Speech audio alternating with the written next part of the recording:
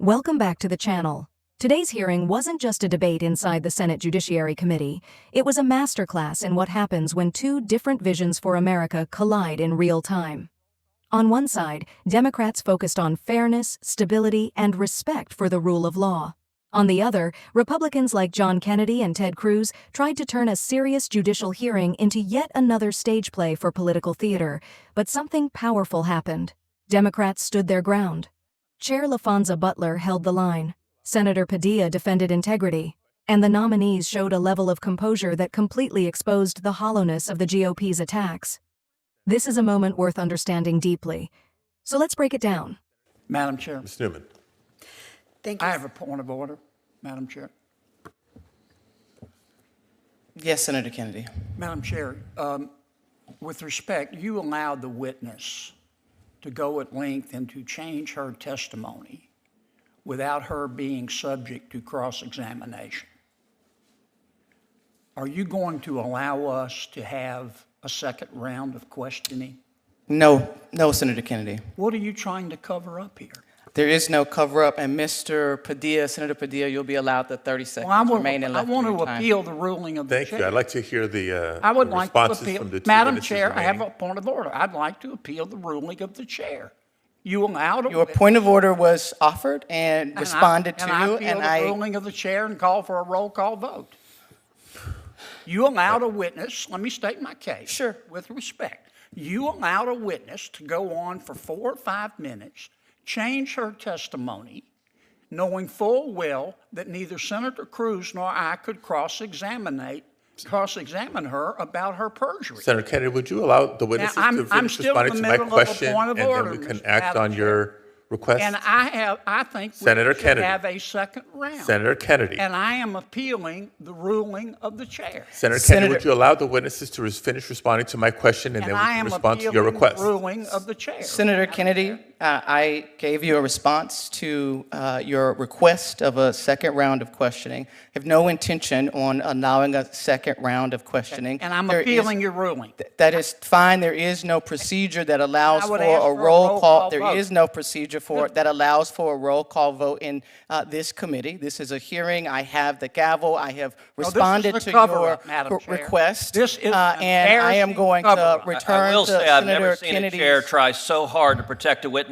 and avoid answering why she just lied on the stand with her own words, her own opinion. Thank you so much for your request. It has been heard, responded to. Senator Padilla, There will be no cross-examination. The witness shall be allowed to lie, and no one will ask. Your ruling. I think I have the floor. You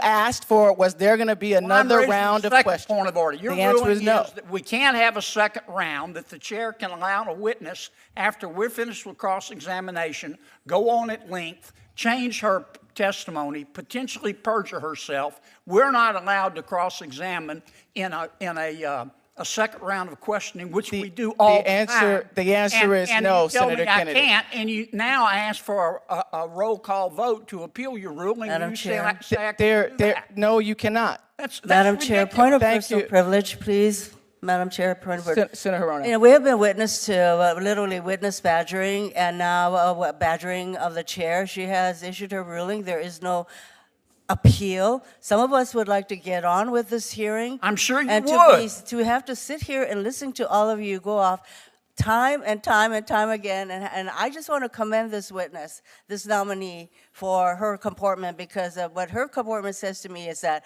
she is going to be a damn good judge. Can we get on with it, Madam Chair? So does every Democrat senator want to cover up the facts here? Is any Democrat So can we senator interested return in the direct to contradiction Senator, from we'll the be witness? returning to Senator Apparently, it's Padilla's the entire questioning, or we Democrat will senators that want to adjourn cover these up. today's You hearing. want to adjourn? Go ahead. You can do that. Go ahead. Senator Padilla, I We want might to as give you well. your 30 You seconds. might Way as you're well, gonna run this because the hearing. I questions wanna are give going you to your be, 30 are you seconds. more If you handsome wish, or you can beautiful yield or your brilliant? time and we can And have let's our avoid the recap. Madam facts. Chair, what I would like is an opportunity for the two remaining witnesses to respond to my question. And I would really like all members of the committee to pay them the respect they deserve and to let them finish. Ms. Newman. Thank you, Senator. I do agree with the premise of your question. I did have the opportunity to complete 2 clerkships, one at the Vermont Supreme Court and one at the Second Circuit Court of Appeals.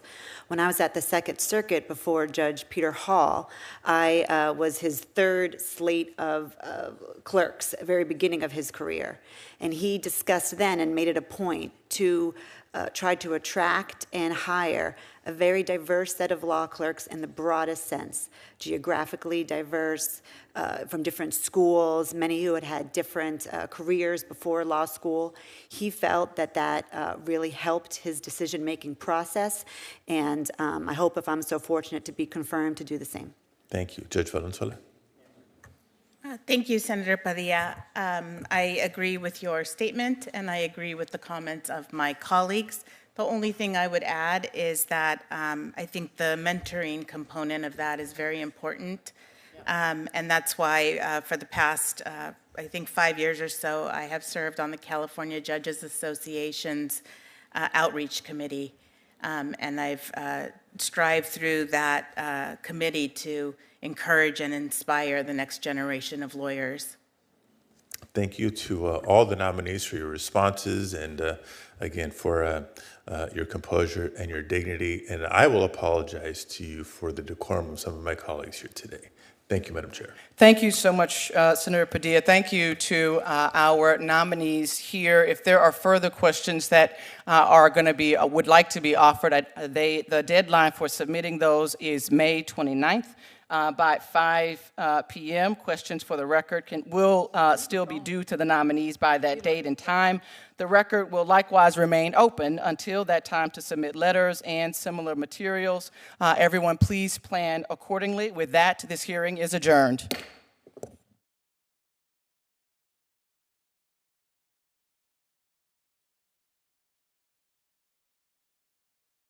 What unfolded in that committee room was more than just another heated exchange between senators. It was a clear demonstration of 2 fundamentally different approaches to governance. On one side, you had Democrats, steady and focused on the purpose of the hearing, evaluating judicial nominees on their qualifications, their record, their integrity, and their capacity to serve. On the other side, you had Senators John Kennedy and Ted Cruz, who once again treated a routine Senate proceeding as an opportunity for theater, confrontation, and manufactured outrage. And this is important for viewers to understand. Hearings are not supposed to be performance stages. They are designed to be fact-finding sessions, spaces where senators evaluate nominees in a structured, orderly way.